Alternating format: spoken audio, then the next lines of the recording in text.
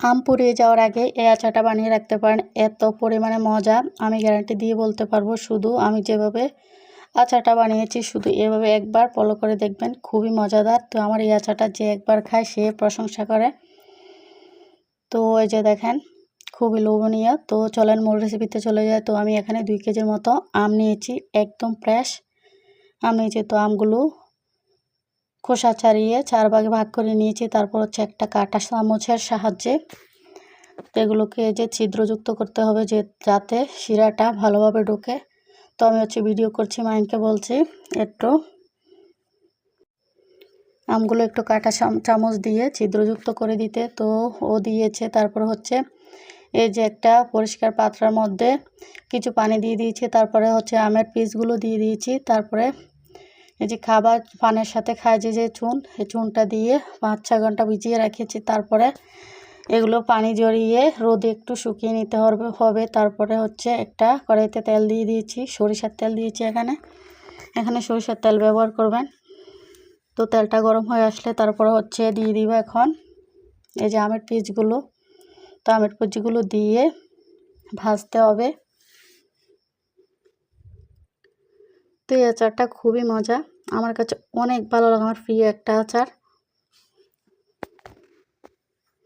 তো আমার বাসায় সবাই এভাবে আচার দিলে পছন্দ করে। তো এগুলো একটু নেড়ে ছেড়ে ভালো করে একটু ব্রাউন কালার আসলে তারপর হচ্ছে তো এখন এই যে পরিমাণ মতো চিনি দিয়ে দিব। তো মিষ্টি যে যেমন খান ওই অনুযায়ী দিতে হবে। তারপরে দিয়ে দিয়েছি স্বাদ মতো লবণ। তো এখন আস্ত গরম মশলা দিয়ে দিয়েছি। তো এখন দিয়ে দিয়েছি এই যে টালা 5 ফোড়নের গুঁড়া, তারপরে টালা শুকনো মরিচের গুঁড়া দিয়ে দিয়েছি। তারপর হচ্ছে একটু পানি দিয়ে দিব। তো পানি 1 কাপের মতো দিয়েছি,